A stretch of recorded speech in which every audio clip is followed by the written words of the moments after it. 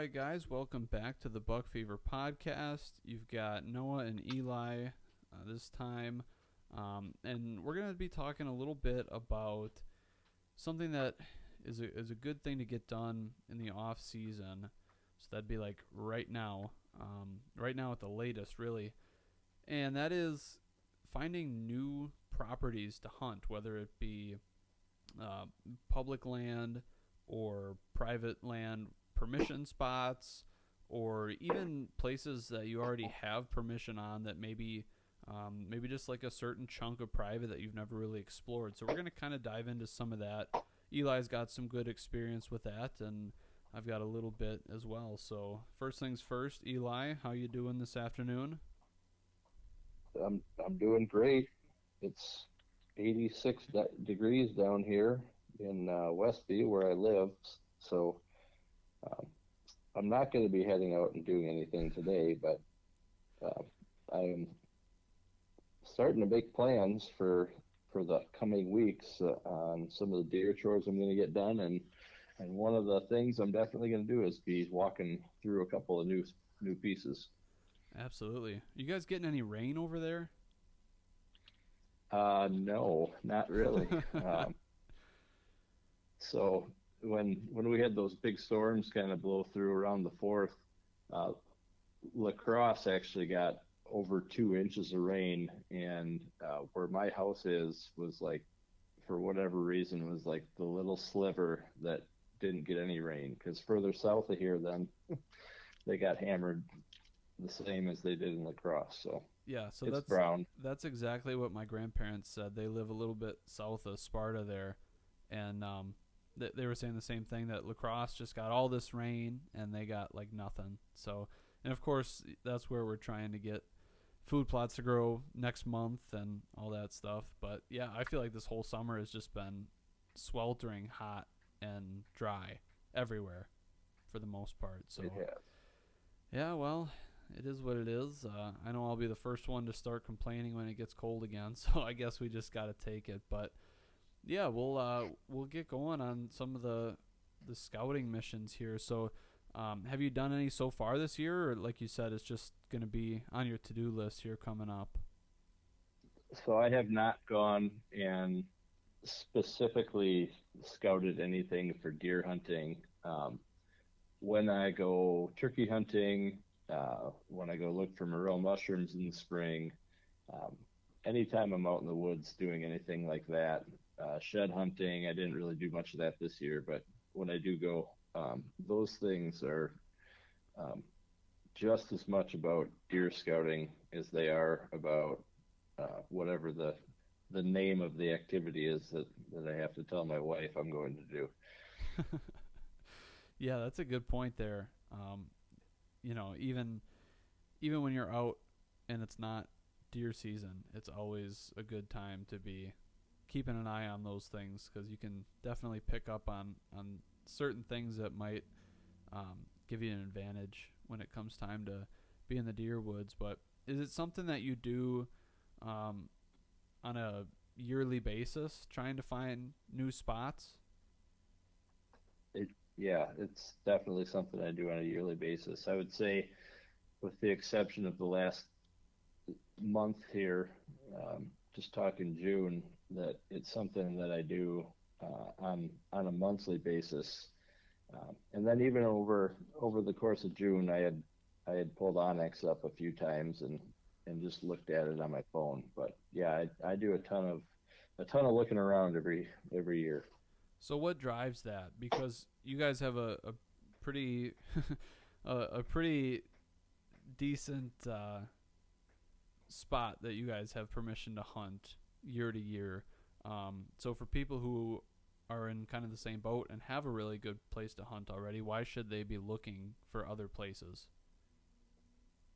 Well, I would say that there are um, three main things that drive that for me.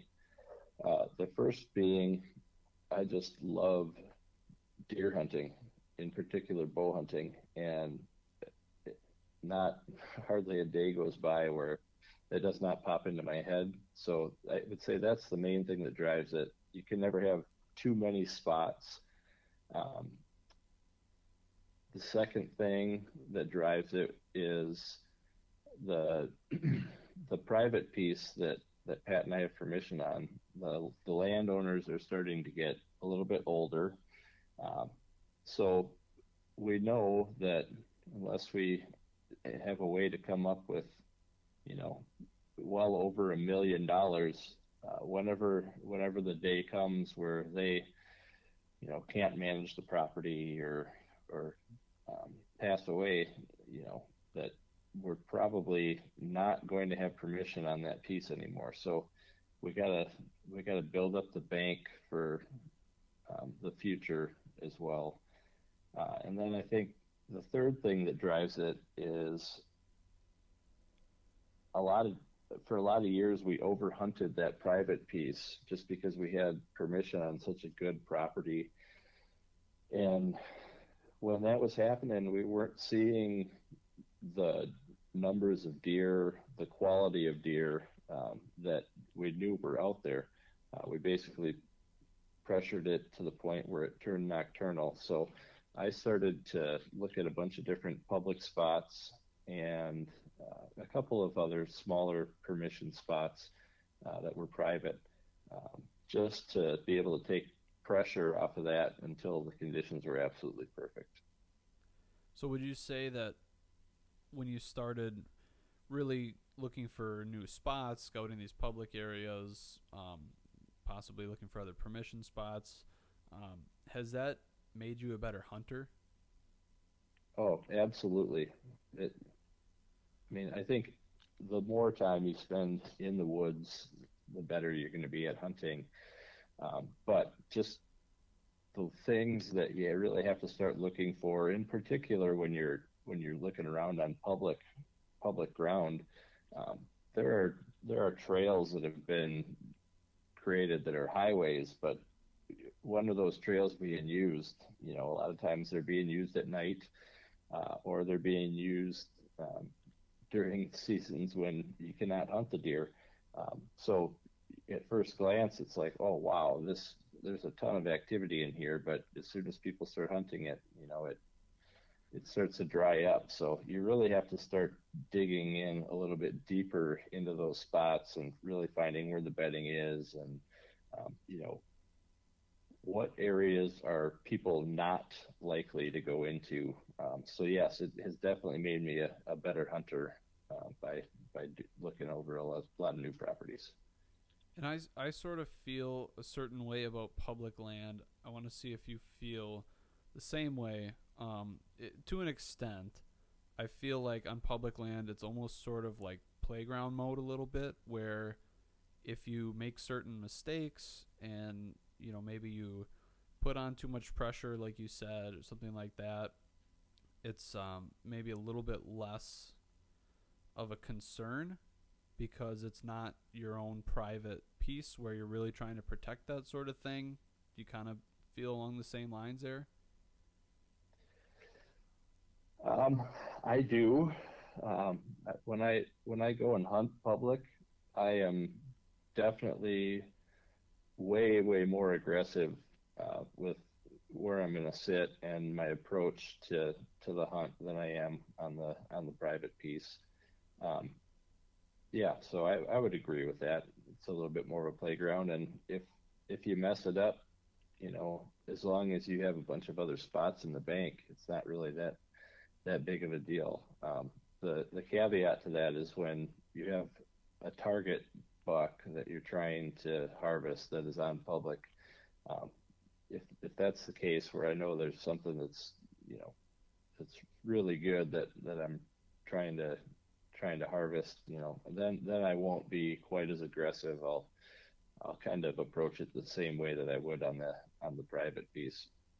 Right. Yeah. I feel like it is to a certain point there, but for somebody who's hunting and still kind of learning things, I feel like public land really can be a good playground for you because with learning comes making mistakes. And in a situation like you're in where you do have some pretty solid private ground, it's better to make certain mistakes and learn those lessons on public where maybe you don't necessarily have a target buck in mind, and then those lessons can be applied to the private land where maybe you do have a target buck. But yeah, so I know you're going to be scouting for some new properties here coming up, hopefully when the weather cools down a little bit. But I don't have a ton of experience with that, so I'll kind of let you take the driver's seat here a little bit on what you want to share, kind of what your process is on that whole thing.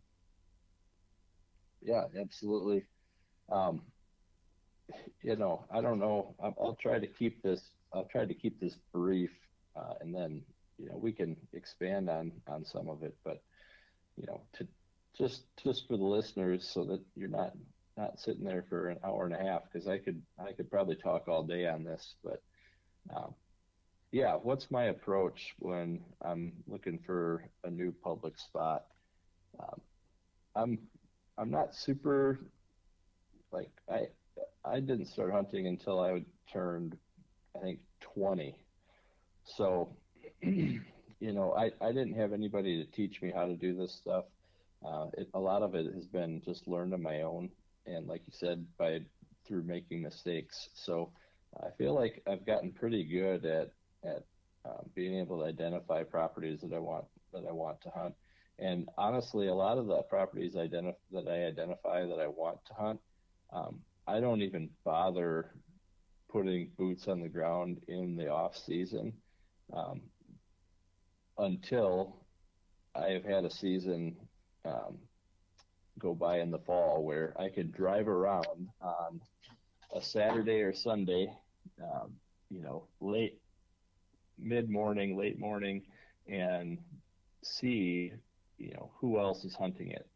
I'll also go drive around when I get done with work on some of these pieces that are a little bit closer to my house, just to see if there's vehicles parked there and what's the traffic like. And if I find a spot where, I go a couple times and I'm not seeing vehicles, that is something that I mark down and I go, all right, I'm going to go check this out a little bit more. So that's kind of one of the things that I've learned is when you go in July, there's obviously not going to be anyone there. Now there's things that you can look for, like tree stands and garbage and things like that that'll help you to learn whether or not people are going in there. But I really like to wait until the fall, just to be able to kind of check that box off of how much traffic is there in this area.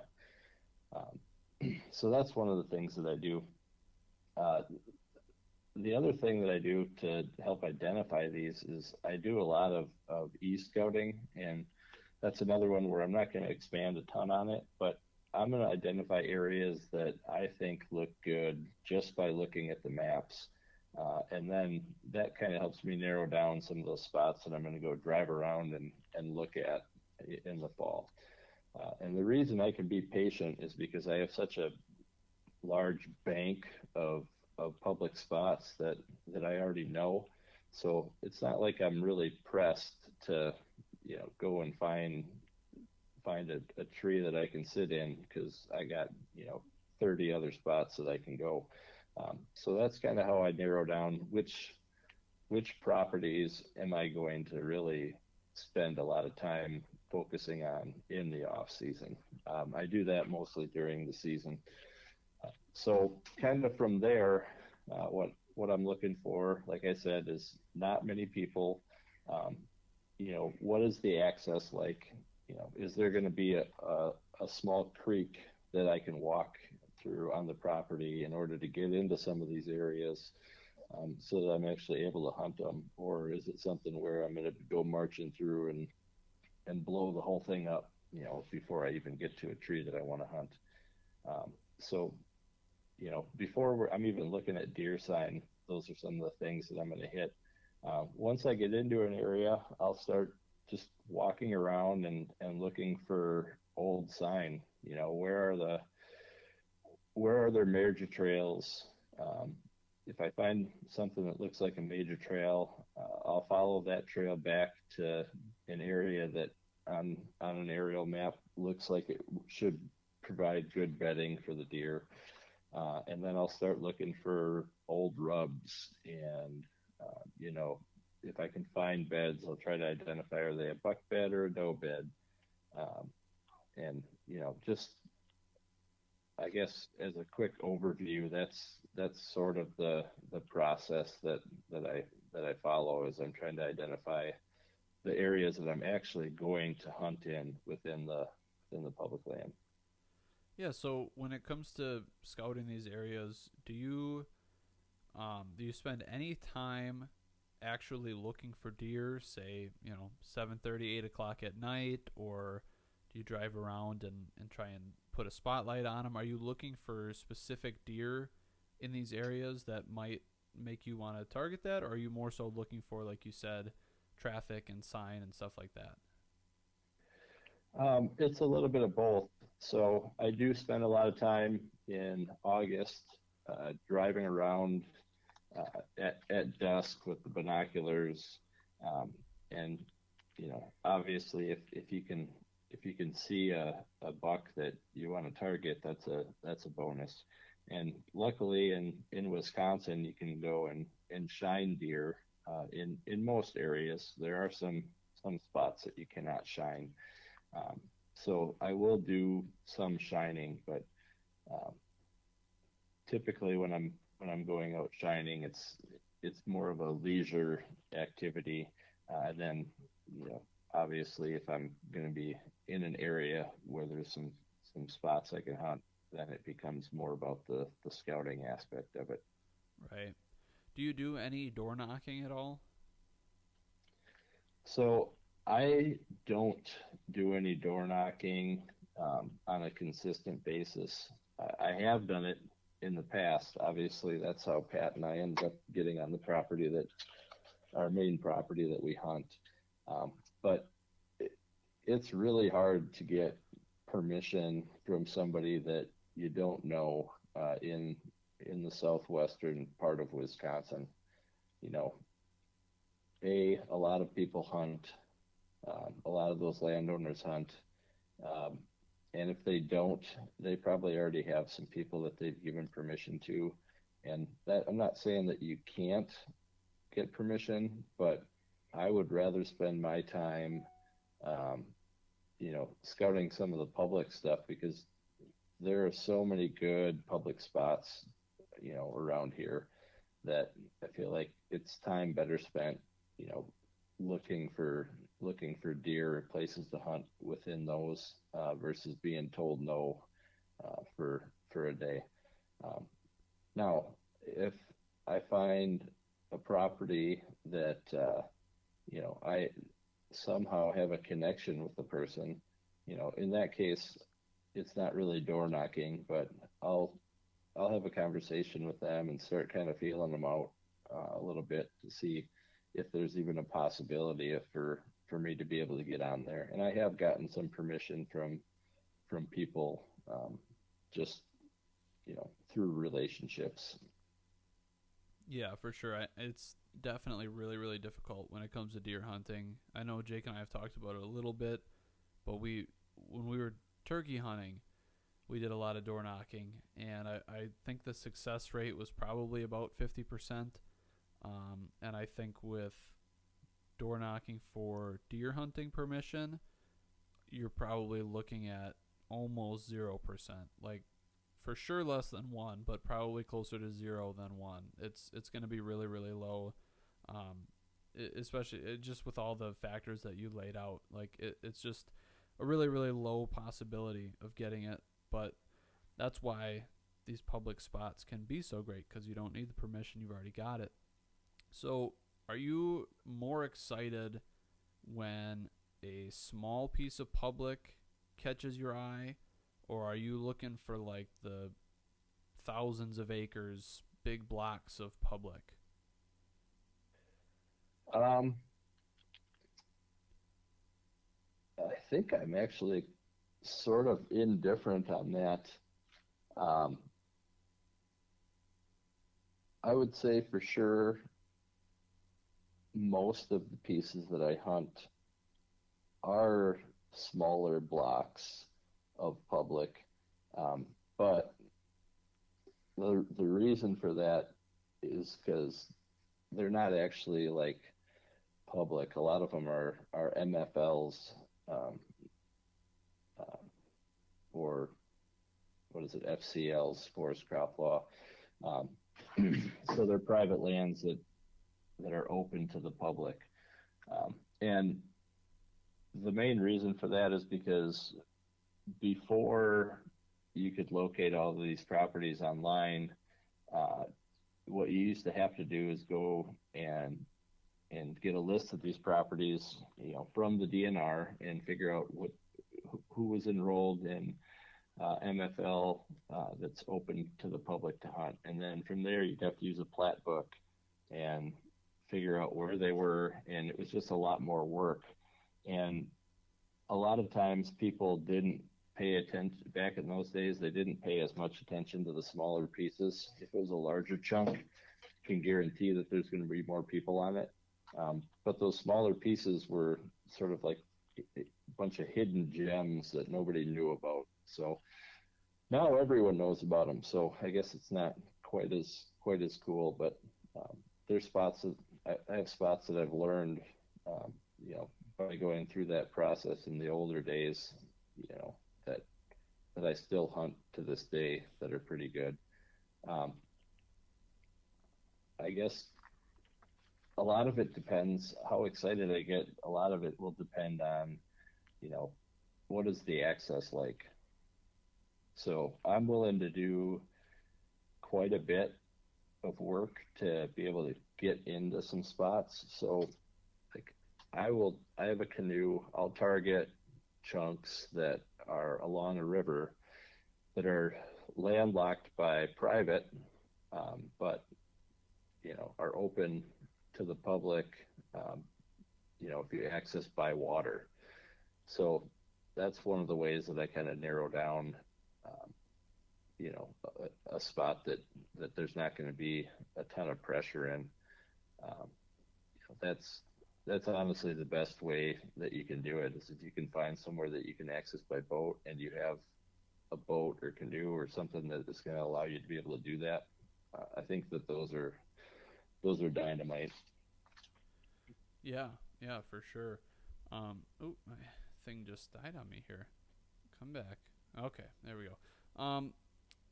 Yeah, so can we go a little bit more in depth on the MFL stuff? Because I know, like you said, yeah, a lot of people do know about it now, but I think it's still a little bit confusing as to kind of what that is, what the rules might be for that. Do you have a little bit more insight on that? Sure. So um, MFL is managed forest law, and landowners can enroll their enroll their property into that, and they can either enroll it so that it's open to the public or that it's closed to the public. And a lot of people do it where they enroll it where it's closed to the public because part of that means that you're going to need a biologist to come out and walk through your property with you and put together a land management plan. You get to talk to them about, what do you want to manage your property for? Is it whitetails, turkeys, wildlife in general? There's a whole bunch of different things that you can um, that you can be trying to accomplish by getting into that program. But the pieces that are open to the public, uh, those pieces, um, the landowner has to provide you access to it.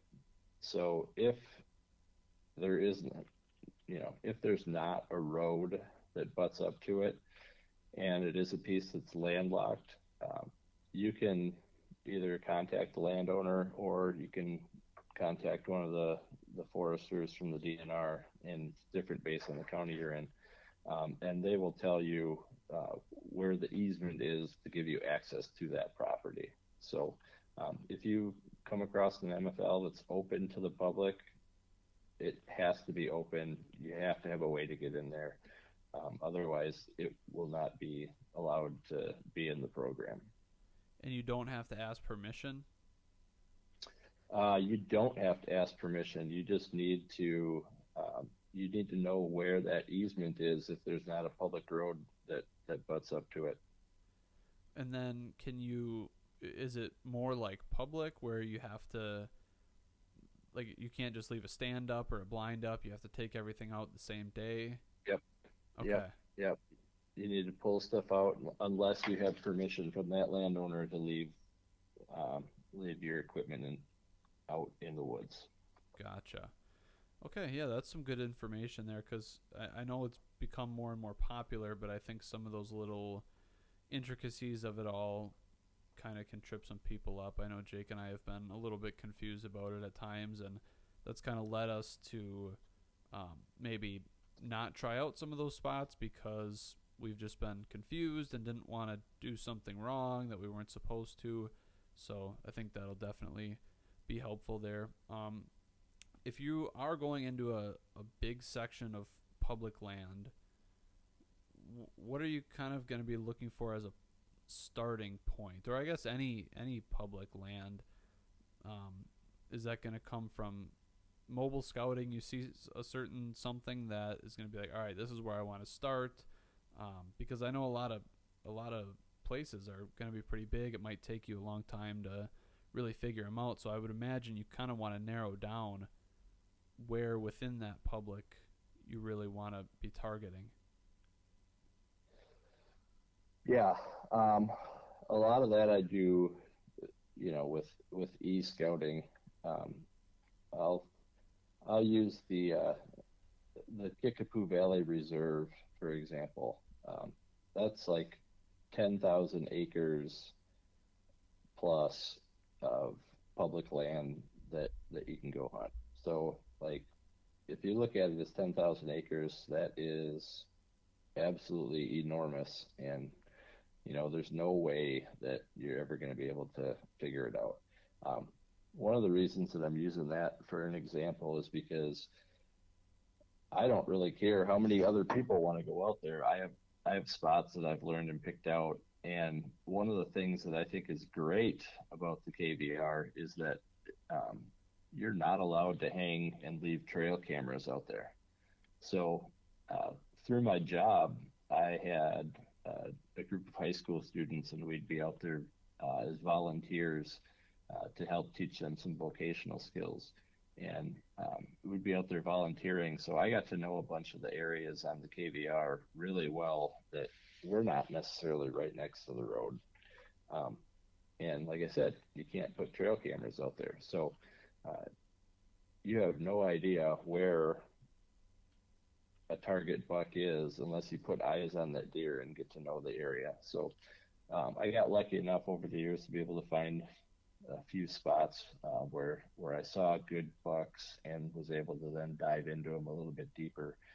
But most of it starts with e-scouting, and I'm going to look at ridge systems, and I'm going to try to identify areas that are going to be a little bit more work to be able to get into them. A lot of times when I would hunt out there, my walk into my stands would be 3/4 of a mile to 2 miles long, just to get into one of these spots. Um, and I've identified that there's good ridge systems. I try to look at where's the agriculture that is going to be a destination for the deer to get to, and then I kind of go from there where like, okay, this looks like it should be bedding. This looks like it should be food. I got a starting point. Then I can go in there, put boots on the ground, and figure out, is this actually bedding, or was I a little bit off? Um, what trails are they using to get out to food? Um, there's also the river that runs through there, so there's spots that you can get to by boat. So, I guess just surface level, that's sort of the process that I've used on those bigger chunks. Identify bedding, identify food, go in there, boots on the ground, and verify what I saw, and then start to mark trees on Onyx that I would be able to use a climber or my hang and hunt set from. Gotcha. So I know we said we talk a little bit about even finding new spots on your own private land, or private land that you already have permission, maybe a certain corner of the property that you've previously overlooked. Do you have any experience with something like that? Yeah, I do. I think this is going to be the 17th or 18th year that Pat and I have been on the property that we have permission to hunt on. And it was just last year where, and this wasn't even like some unknown corner, um, but there's so many ash trees on this property that have died, and there's a big windstorm last summer that knocked a bunch of these trees down, and it changed the deer movement through a certain area where we've had a tree stand for years and years and years, and you know, it was a spot where we typically would have a camera hung, and we just weren't really seeing that many great pictures right in this spot. And I went in there to pull the camera, and for whatever reason, just kind of walked 30, 40 yards away from where I normally would, and holy cow, like the sign that I found in there was just absolutely ridiculous. So that was the spot that ended up getting put on the list for getting a stand hung in.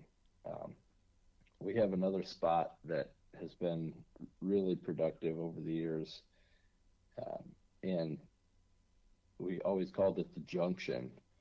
And basically, it's a ditch crossing between 2 points, and it's not a spot that's good all year, but once rut comes and those deer are cruising, it becomes really good. And I think it was a couple of years ago, same thing. I'm like, well, there are 3 different points that come out on this property.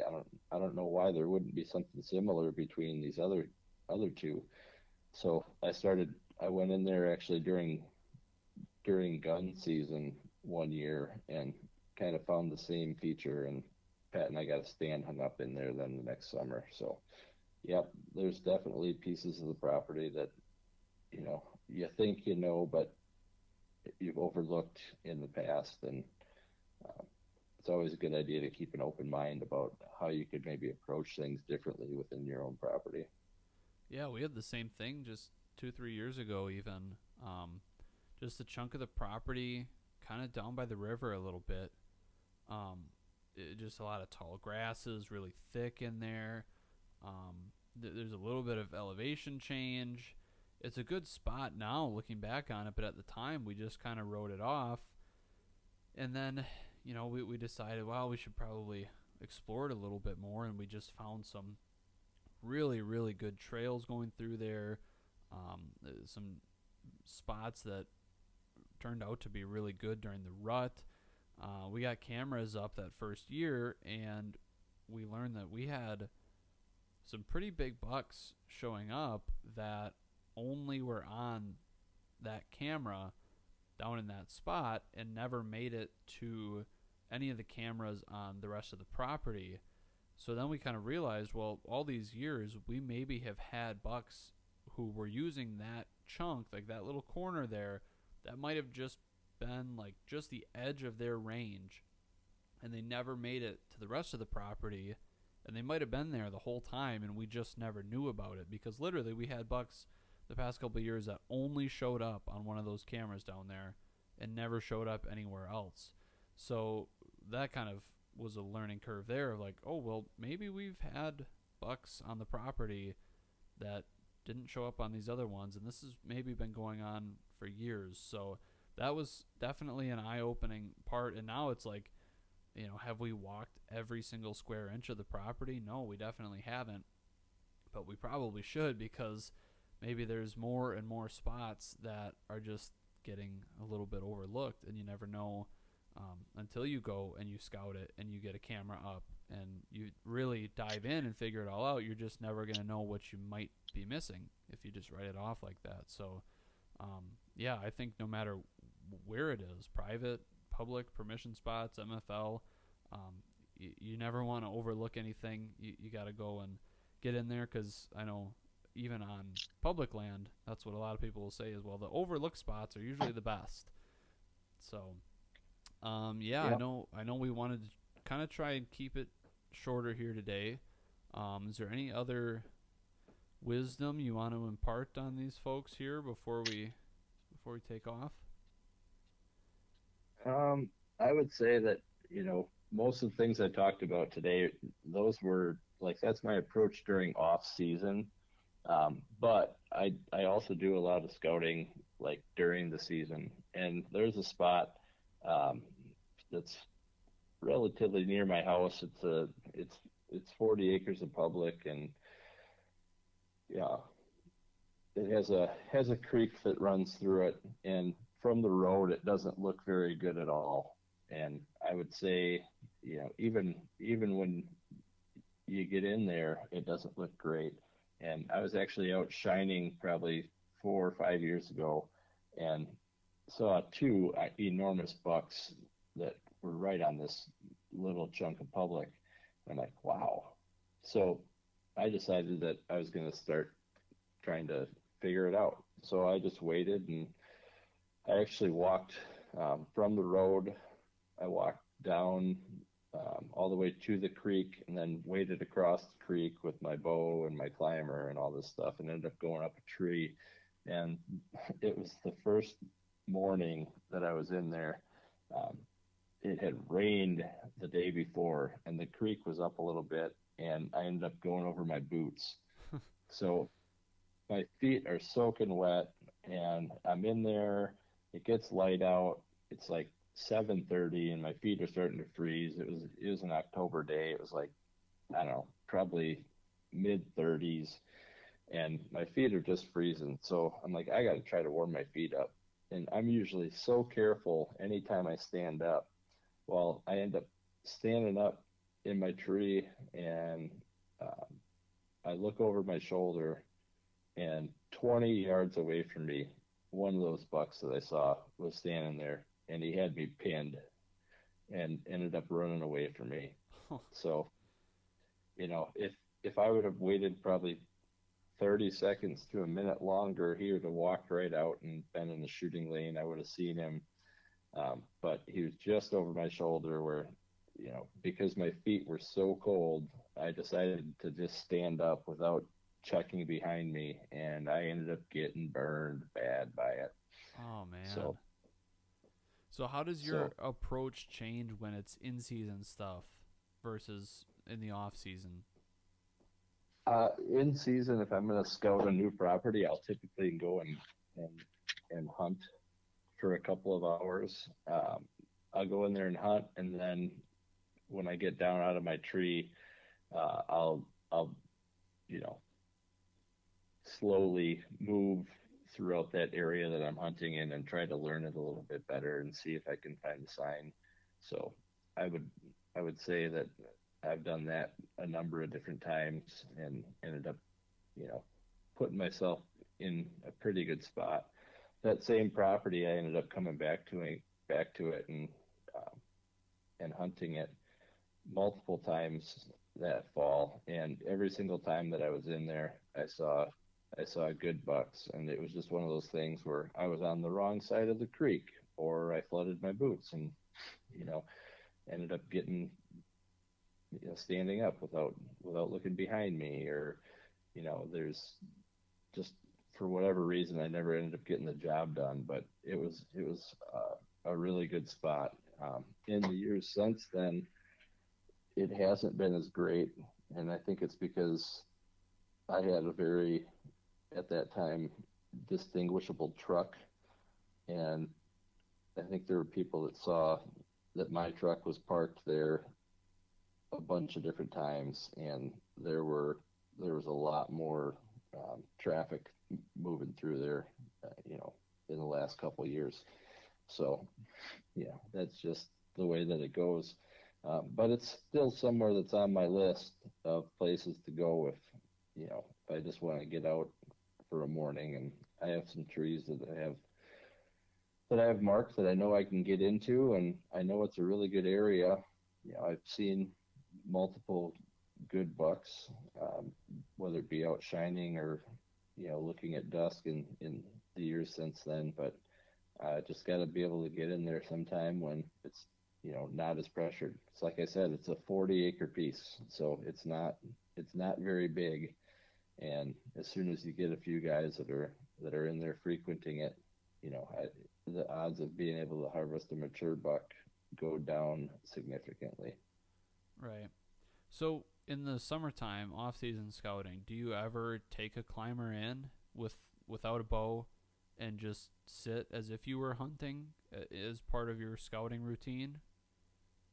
I don't go in there and sit in a tree to scout. I will take my climber in there if there's a tree that's got some small limbs you know, that need to come off in order for me to be able to get up into it. I'll go in there and modify that tree so that I can climb it. But I don't spend any time just sitting in the tree and seeing what I'm going to see during the Gotcha. summer. Okay. All right. Well, anything else before we wrap it up here? I mean, there's a ton of other stuff, but Right.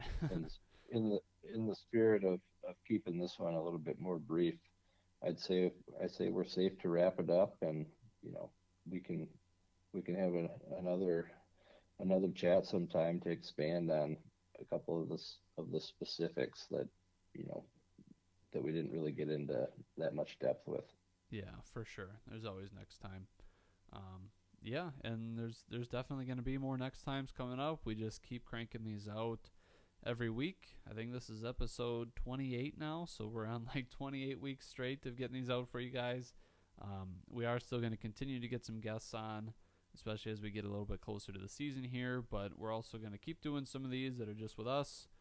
Might be different combinations of us, might be longer ones, shorter ones, who knows, but we're going to keep them coming, and we've got other content out as well.